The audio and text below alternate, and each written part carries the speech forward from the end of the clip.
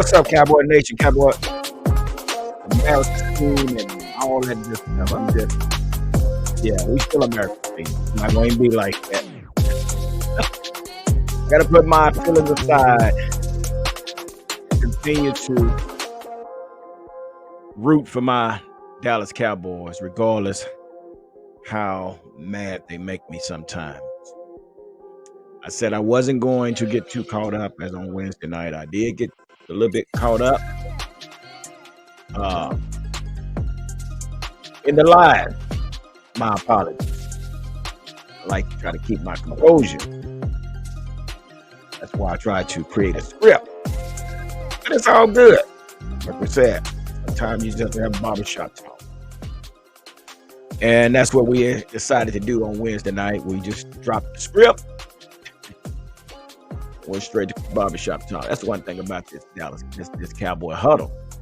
You never know what you're going to get. Had an Eagles fan on Wednesday night. Let him basically tell his side of the story and what he thought. But I'm just so elated that the opposing team likes to come on the channel and chop it up with us. But with that being said, this is who we are. It's the Cowboy Huddle. It's been around for a few years now, and we continue to keep pushing forward. So today is Friday, December 23rd, as we get closer and closer to "'Tis the season to be jolly," the reason for the season. And I'm hoping everybody is enjoying their week or their vacation off, if you're off. Today is my first day off for the vacation, for the holidays. And let me say right now, it's 22 degrees down here right now. 22 degrees. We have an Arctic blast from the Antarctica. And this is lightweight compared to Montana and Idaho and all those places, I always do that every time. I don't know why. I think people know when I'm going recording or something because they seem to call every time I get ready to do my video. But anyway, hey, so first of all, before we do anything else, man, I want to thank everybody for being a part of this channel and helping us grow to where we have grown so far. So I really want to thank y'all and give y'all major props for being a part of this channel, man. This is something that is near and dear to my heart as far as my Dallas Cowboys. And I'm sure all you guys that is a part of this channel feel the same way I do. So I want to say thank you to all you guys that are subscribers and followers of this channel. Thank you. Thank you so much. And for you guys that got problems with what we do, I got something for you. Oh, yeah. Yeah, we got ways to deal with these haters. I just thought I'd put that in here today. So anyway, yeah, man. Hey, I want to thank everybody, all you ladies and gentlemen that are a part of this channel. And I thank you guys for supporting the GM Mikey mic'd up on Tuesday nights at 7 Central Time. And then thank you guys for supporting the What's Up Wednesdays on Wednesday night with a great panel that we have there as well. But also I want to thank you guys for supporting me as I come in and just I guess I say elaborate on my opinions about our Dallas Cowboys. So with that being said, let's get right on into this. So what we know right now has been told by the New York Post that New York, again, like I tell you guys, we are known worldwide. But what was told is that Sam Williams has been released from the hospital. Basically, it says that Cowboys defensive end Sam Williams was released from the hospital late Thursday afternoon after being involved in a car accident earlier in the day, not far from the team's practice facility in Frisco, Texas. According to police, Williams was driving a black Corvette southbound on Preston Road around about 2:15 p.m. Not a.m. p.m. Okay, p.m. when he collided with a black Infiniti that was traveling northbound and attempting to cross in front of him. Okay, let's get it right. Williams and the other driver, who police said is 71 years old, were taken to a nearby hospital as a precaution, but they did not appear to have serious injuries. So that's good to know. That's good to know that no one was actually seriously injured. Hold on. Gotta clear my throat and drink some water here. It's a little early. But I want to get this PC in before because we know the game is tomorrow. So I'm a day early. Well, not a day early. I'm just early. But I just want to get this in here. But yes, so Sam Williams is okay. Seems like, it wasn't nothing serious. I'm sure um everything will be taken care of as far as, his uh collision, as far as the damages to the vehicles or whatever. Sounds like the older guy basically was probably in the wrong, but I'm just glad to know that no one was actually seriously injured. So that's great. So here's some news also. According to SB Nation, we know about Cavante Turpin. We haven't really seen him do what we expected him to do. We've been waiting for him to break that big long uh punt return or kickoff return. It hadn't happened yet. We know he had a little blooper once before in, I guess it was, Jacksonville or Texan. I think it was Texan game. Yeah, I think it was the Texan game. But he's Cavante Turpin thought he might have been cut when he got a phone call from Jerry Jones. So he just knew right there. I'm telling you, it's something. You don't want to get that phone call, especially during training camp, or anytime during the season, because anytime during the season, you can receive a phone call to bring your playbook in, and they'll tell you that we're going a different direction. And Rich, that has been happening with the Cowboys here lately. They have been making adjustments, but in order to make adjustments, there has to be room. There has to be some room created in order to bring individuals onto the team. So when Cavante Turpin got this call, he basically thought, "Oh my gosh, this is Jerry Jones calling me to tell me that I've been cut." But that wasn't the case. The case was that he had received news that he has been named to the Pro Bowl.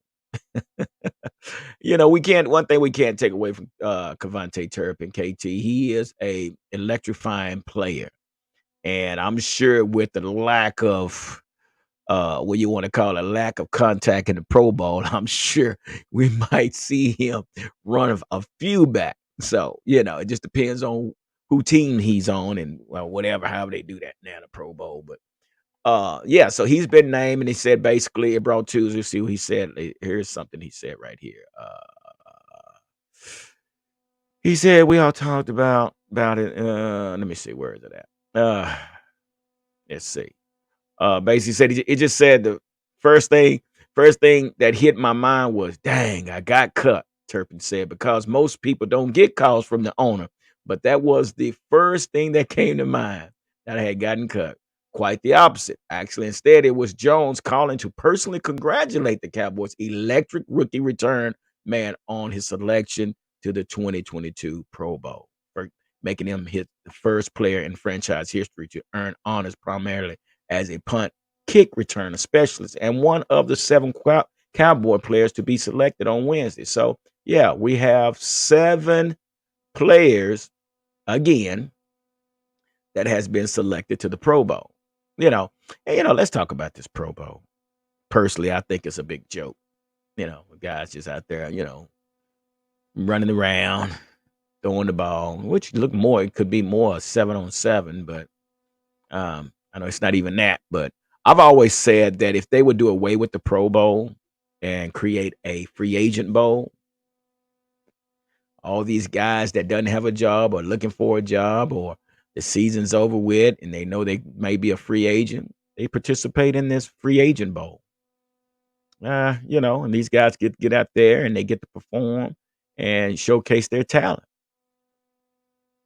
I think that would draw a larger number of views than it would with this Pro Bowl, because like I say, the Pro Bowl basically has become a joke, if you ask me. Just my opinion.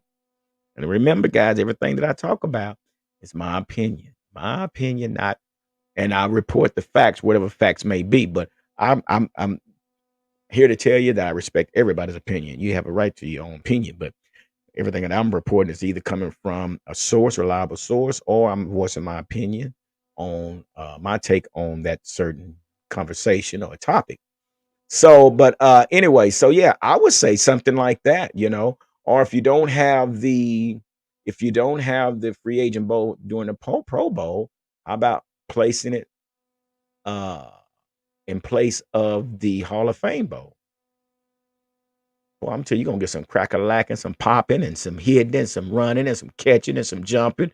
I mean, it'd be probably more exciting than regular season. I kid you not. These guys are hungry. They're looking for a paycheck. So what you do, you put them out there and let them showcase themselves out there. So just something to think about. But um, the title that I put on this uh, the topic for today was Dallas Cowboys offense is basically going to have to carry the defense, this injury prone defense. Defense has carried us up to this point. And true enough, it's kind of been working hand in hand. That is true. It has been working hand in hand, but we know that we have some injuries on this defensive side of the ball that we need to lean a little bit more on our offense until our defense become healthy again. So just something to think. So, and with that being said, according to SB Nation, it says Kellen Moore, boy wonder, wisdom tooth, needs consistency from their offensive coordinators. The Cowboys need more, and they spelled that Moore, more consistency from their offensive coordinator going forward. So it is something that I did see in this article. This says basically, uh, where was this at? Says that at just 34 years old, Moore seems to always be an intriguing head coach candidate among opposing team in the offseason. While Moore is certainly an improvement from Scott Linehan, the team's offensive coordinator before him, they need more if they intend to make a deep playoff run. I beg to differ. I don't know how Chris Hollings, that's who this was written by, could say that this guy is better than Scott Linehan, which neither one of them basically won much of nothing. But we was personally, my opinion, I felt that Scott Linehan was more balanced. Scott Linehan was one that would run the ball. This is how we came up with the name Feed Zeke, because Scott Linehan was going to come up with a double tight end set formation, and he's going to pound that ball down your throat. And then once you adjust to the run game, then he hits you with the passing game. Versus Kellen Moore with the 5 wide. I'm still trying to understand Kellen Moore's scheme. I'm not really convinced on his scheme and the play calling and his strategic planning right now. But basically it says while Moore is certainly an improvement from Scott Linehan, I beg to differ. But with that being said, that this is something that they feel. They said the most concerning aspect to Moore's offense game plan is, well, the lack of one. There never seems to be consistency in his play calling throughout a full game. But we're saying that Kellen Moore is better than Scott Linehan. Hmm. Hmm. One thing that Scott Linehan didn't lack is consistency. Remember, you guys? Do you guys remember? That's when we ran the screen plays. We ran the slants. Uh, yeah, we definitely we was run heavy, and that's when we had Travis Fredericks, and then we had Zach, and we Leary, and Tyron Smith. We was bad to the bone up front because we ran the ball. We had an identity with Scott Linehan. Scott Linehan said, you know what, we're gonna run it till you stop it. When you try to stop it, we're gonna throw it over the top on you. So Things like that. So, yeah. So what they're saying is that there needs to be more consistency from the offensive coordinator. We keep saying that. I'm pretty much sold on the defense. I trust the defense a lot more than I trust the offense. But um, this is something that we need to see a full game from Kellen Kellen Moore. You know, Mike McCarthy mentioned himself. He mentioned that Kellen Moore has to be smart on his play call. But my question is, if Mike McCarthy is this offensive guru, when will he get involved in the play calling? You know, we got to remember Jimmy Johnson walked away from the Cowboys due to the fact that he was not going to allow things around him to create a division or keep him from doing what he needed to do or his vision of the team. So I don't know if that's Mike McCarthy's uh, motive or MO or whatever, but I don't know. There's no way I could sit back and watch this happen without saying a word. And whatever reason Mike McCarthy is not, speaking up and stepping in, and maybe he is, and maybe that's what we're getting right now. Maybe we're getting the uh the experience of both coordinators and head coach, head coaching coordinator. Who knows? But this is where we are. So the question is, can the offense carry the defense until our defense become healthy again? Is it possible? Do we trust our offense enough to where we can continue to move forward until this defense becomes healthy?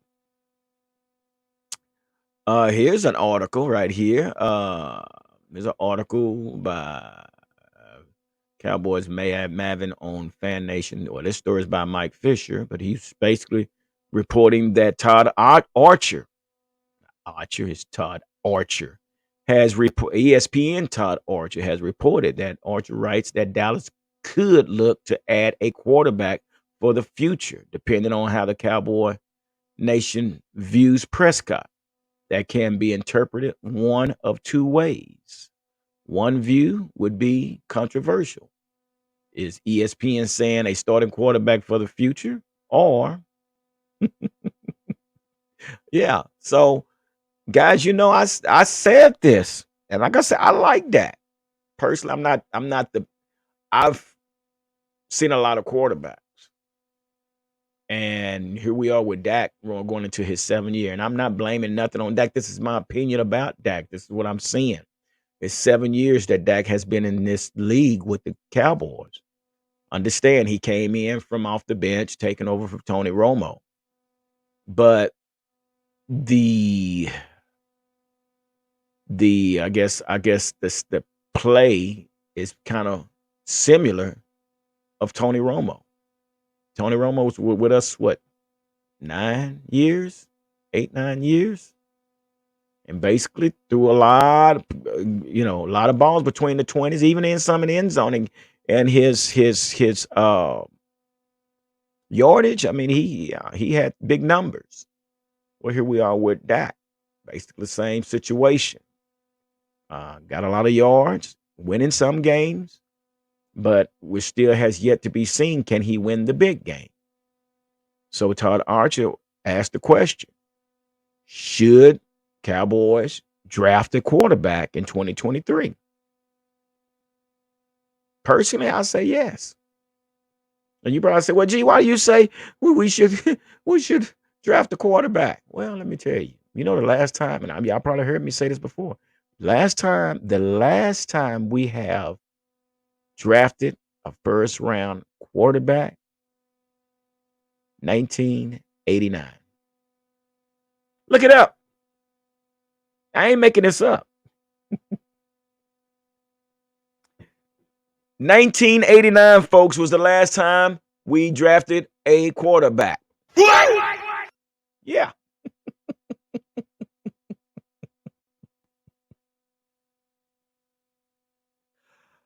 I can't make this up, guys. I'm just reporting the facts. That's where we are. So the question is asked. And don't get upset because somebody's saying, oh, well, we paid Decker. Well, we paid Tony Romo a lot of money too. And let me ask this question. Do you think it was a bad investment of all the money that we paid Tony Romo that he wasn't able to deliver a championship game? Do you think that was a bad investment? Okay. I'm going to leave that right there. I'm going to leave that right there. And here we are with Dak. It's 7 years, and I understand that he's got this big payday and, things like that. But, yeah, there's a lot of expectation from Dak Prescott. So, again, the question is, can the Cowboys offense carry an injured-prone defense until they become healthy again? Is it possible? Well, we will see on tomorrow, on Christmas Eve, as the Philadelphia Eagles come to the AT&T Center Stadium to face our 10-4 Dallas Cowboys tomorrow at 3:25 p.m. So I'm sure the malls will be empty, and I know all the sales rep in the malls and in the stores are going to be greatly happy to know that there will be no one in the malls or in the stores, Ross or Burlington Coat Factory and all that stuff, because they will all be at home watching the game. And guess what? They might even be able to get home early enough to watch the game as well. So that's where we got right now. We are basically getting ready to face the 13-1 Philadelphia Eagles. And it's been reported that Jalen Hurts is not playing. Now, according to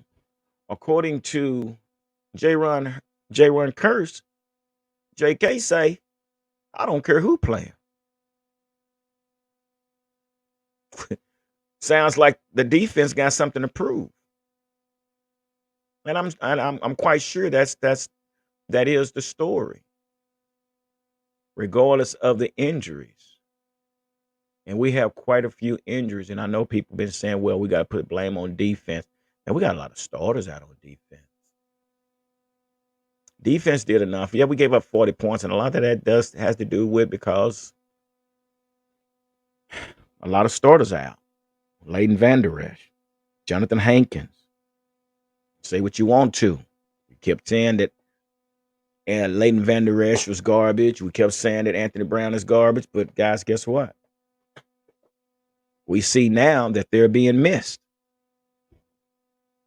So it's like me being in my muscle car, and I'm trying to do 120, but in the event trying to do 120, I got a spare tire on my muscle car. It ain't gonna run the same. It ain't gonna run the same, rather. It's not. Because guess what? We are pretty much handicapped. Yeah. I'm handicapped. I can't run my muscle car like I want to due to the fact that I have two spare tires that are not equipped or made to go over 55 miles an hour. Taking some risks. So more than likely I'm going to lose that race. Not saying that that's what I do out there on highways. No, I'm not saying that. Just because I have a muscle car, I'm using that analogy. So here we are. Same thing with our defense. Our defense has a couple of blown tires, a couple of flat tires on the muscle car. The only way we can do is use the best, good used tires. I remember back when I was young, I'd go up there and buy me a $25 tire. Well, I'd rather have a $25 tire than have a flat. Hey, how much for that tire? Man, that's $40. No, shoot, you got something with a little less thread? Yeah, here's one. Here's 25. Hey, put that one on. What about that one? That's 45. Hey, I need another one. This one 30. Okay, give me the $30 tire. Come on, man. Y'all don't act like y'all always had all 4 brand new tires. Stop it. If you did, man, I'll tell you what, y'all had it better than me. I had to work for mine, baby. And right there on Berry Street. Pull up. Hey, what can I do for you? You need 4 new tires? Oh, man, I don't need 4 new tires. I need 2 good used tires. Not great, just good with a little thread on it, tread on it. You understand what I'm saying? That's what I need. Shoot. So this is where we are with our Dallas Cowboys, you know. So we have to lead on this offense. And it's going to be a great game, regardless who's quarterbacking for Philadelphia. And basically the pressure is on Cowboys, not Philadelphia. Yeah, it can be if they lose this game. Basically, then they had to go and play against the Saints, and Saints beat them.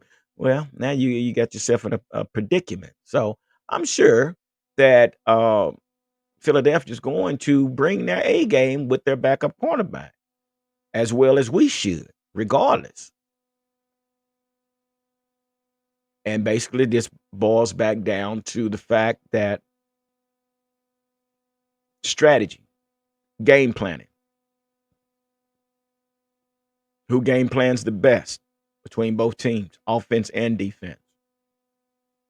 And I said once before, sometimes you can't just evaluate the play calling of your opponent, but you gotta evaluate and research the coach himself and how he deals with the game and how he approaches the game. So anyway, so that's something to jot down. But here's some questions, and I'm gonna try to answer these questions. There are some questions.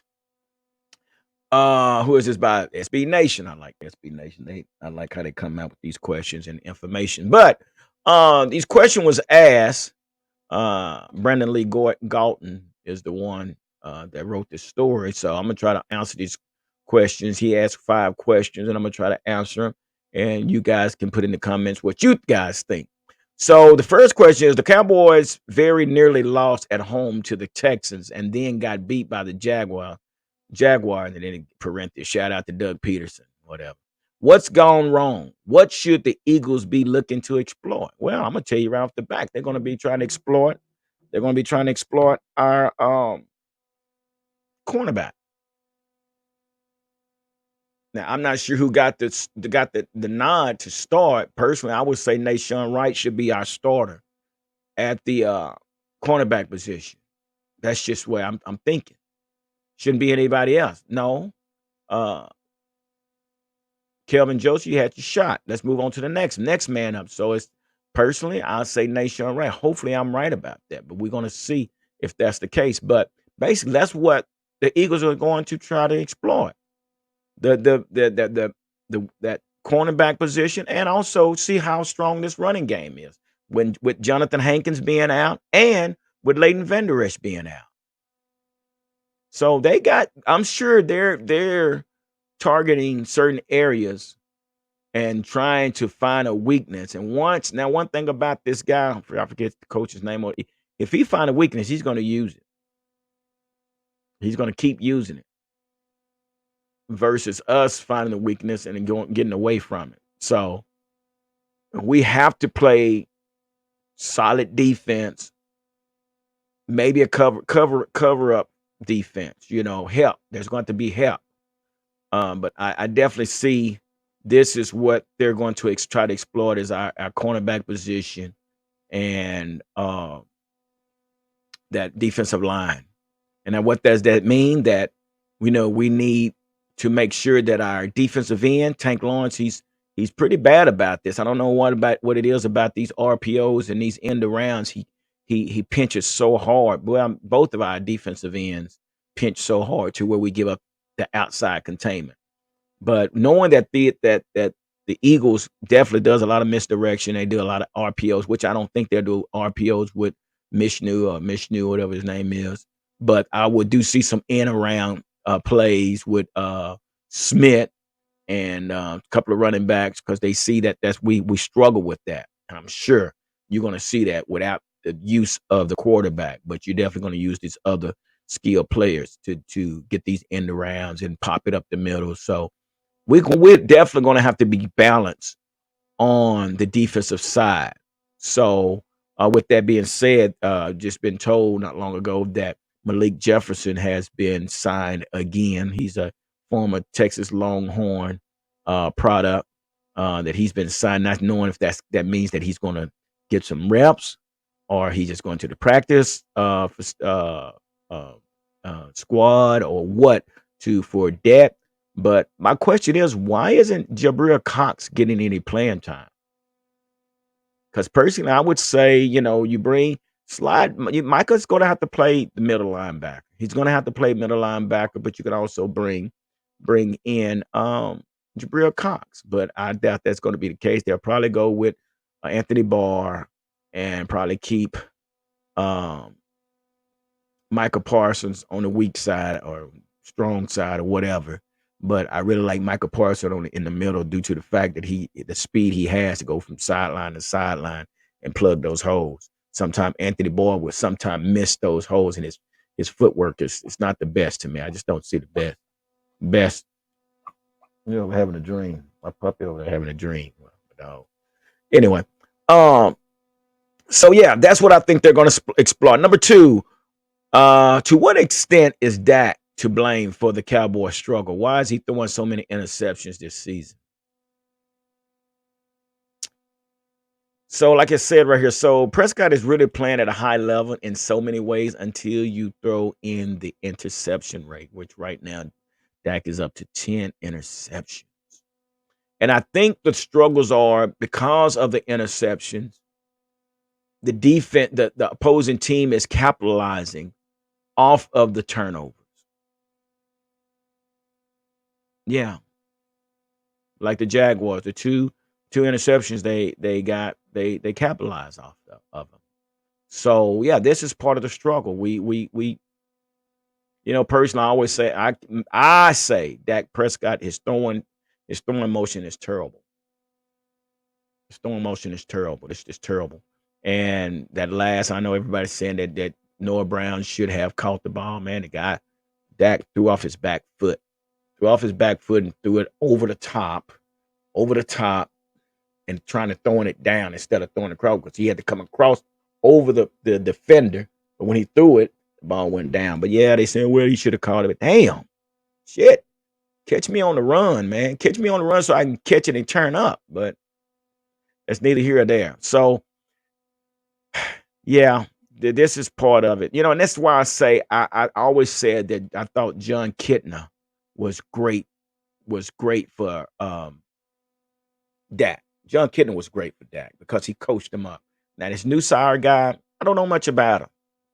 He kind of reminds me of Wade Wilson when we had Wade Wilson here. I mean, just then we had Kellen Moore. But if you go back and look at it, Dak was more productive when John Kitna was here. And not saying he's not being productive now, but he was just a lot more seemed like he was a little bit more comfortable being back there, the RPOs and things, because we work to his strengths.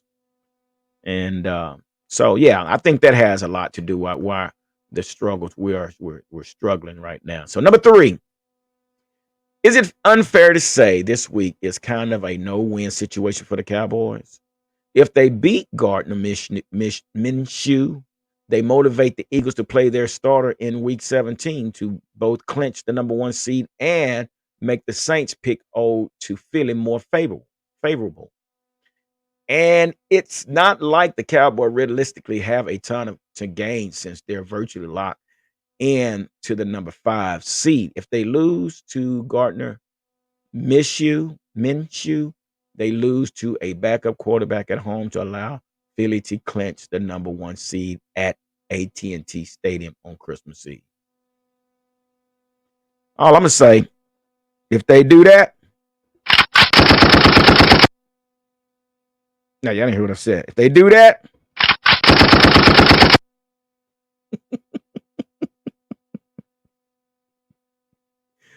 so we will be the laughing stock.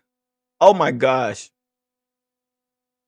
We will be the laughing stock if this happens. If Gardner Minshew beats us at home, which I think we played Gardner Minshew Was it last year? I believe we beat them pretty good. I think. But yeah, we need to win. We need to win, and this puts more pressure on the Eagles because now Eagles definitely got to put their starting quarterback in to play the Saints. They can't lose two in a row now because now their number one seed it's in the air. But I do say it's safe to say that they know they don't want to play Jalen Hurts against us this game. They don't want to do that because we smell blood right now, and they don't want to put him in harm's way, regardless how shorthanded we are. But I'm telling you, all it takes is 1 or 2 hits on that guy. And that's the thing about the RPOs. But running the RPOs, man, this is what you are exposing your quarterback to injury. We experienced that. Got a broken ankle from our quarterback. So yeah, we have to win this game. All right, next one, number 4. Assuming the Cowboys end up with the number 5 seed, they're going to play the winner of a wide open NFC South in the wild card round. How would you rank the teams in that division from least desirable to the most? Well, right now, I'm just going to tell you right now, it could be Tampa Bay Bucks. That's why the Eagles are doing what they want to do. They want to lock us in at the number 5 position. So where we have to face Tampa Bay. Then you got the Saints, which not really worried about the Saints. Like I say, come to playoffs, it's a whole new ball game. I have no idea how it's going to turn out. Even though we almost beat Tampa Bay, but Tom Brady and what's his name, Mike White, the linebacker, he said we knew what the Cowboys we knew what they're gonna do. We know how they run their offense. So yeah, when you got a defensive linebacker, a linebacker tell you, we knew they weren't gonna commit to the run. We knew they were gonna run the little short routes, the little hook routes. We knew all that. So yeah, do we want to play Tampa Bay? I don't think we do, but it might be the case. Versus the Saints could be the next team that we'll end up playing. Number 5, who wins this game and why? With DraftKings Sportsbook listing the Cowboys as a 5-point favorite. What's your score prediction and what are your expectations for the rest of this Cowboys season? Well, yeah, of course they're going to be 5-point favorite due to the fact that they are playing at home and they playing against a backup quarterback. Hell, I'm surprised they didn't put it up 10 points. I think I would bet 10. I would take 10. I would, just to throw it out there. I bet the 5, but I'm going to bet the 10 too. Would have to lose. But yeah, my prediction is this game with Minshew being a quarterback, I say 35-17. Again, if we go heavy on our offense. If we go heavy on our offense and make a statement with our offense, and then the best way we can beat the Eagles is we start fast and finish fast. We score, and we have to make them play catch up. The last time we played these guys, we had to play catch up. Well, I think we started out. No, did we start out ahead?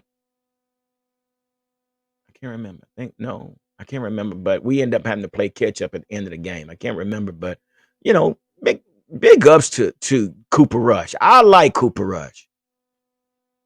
I do. I don't know if he's a starter, but with the way he played against the Eagles the first time, I mean, the dude was composed. He had he's cool in the pocket. He held his composure. He dumped the ball off where he needed to dump the ball off, and like I said, we didn't lose the game. We just ran out of time.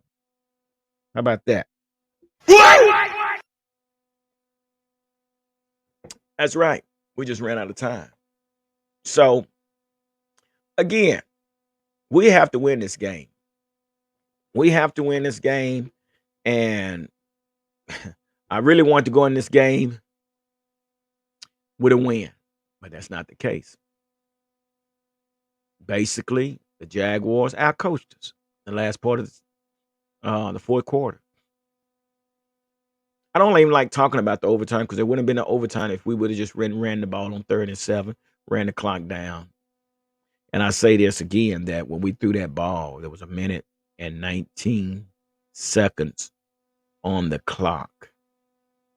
By the time we threw the ball and the ball went out of bounds, we only ran 6 seconds off the clock and gave them the ball back with 1:13. So the clock didn't even start until the ball was touched by Jaguars. Once we punted, they didn't run it. They just stopped it right there. No time.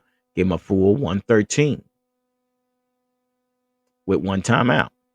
So we can't have those type of brain farts when it comes to a game like that. So that's why I don't even talk about the overtime, because it shouldn't have been an overtime.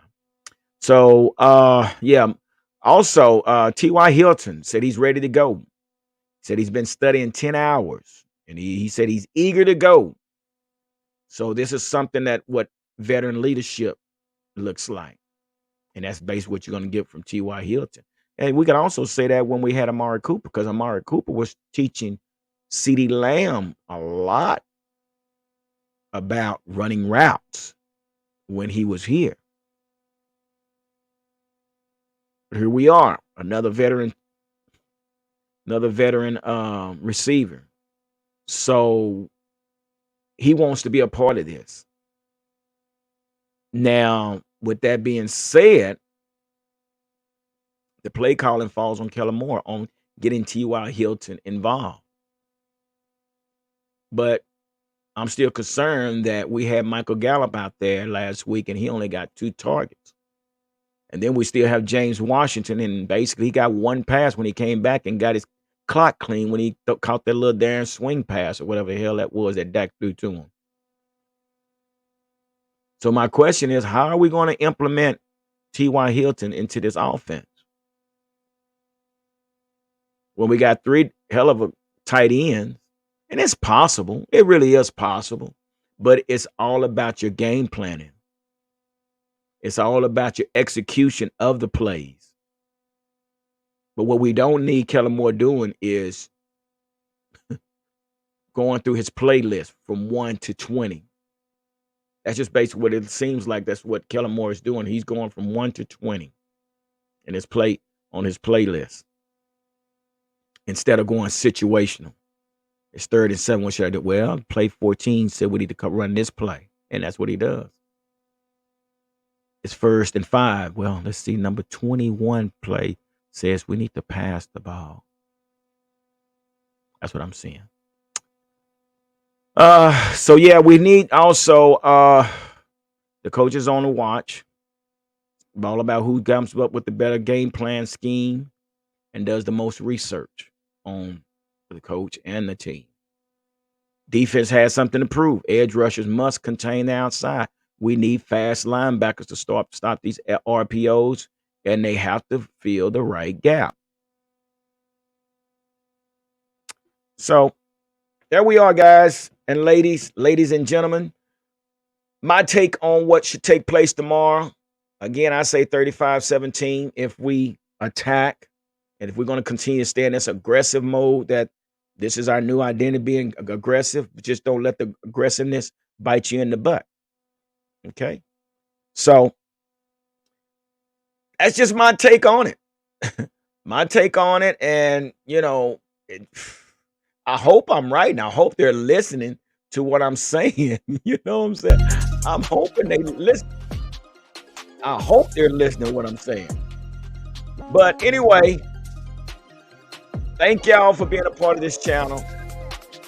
Here it is. We're getting closer to Christmas. I got a few errands to run today. So it's going to be fun in this 22-degree weather outside. But again, I just want to say thank you guys for everything and being a part of this channel. And let's see what happens. So it's your boy, G, the #1 Cowboy fan, Hampton, coming to you live, direct,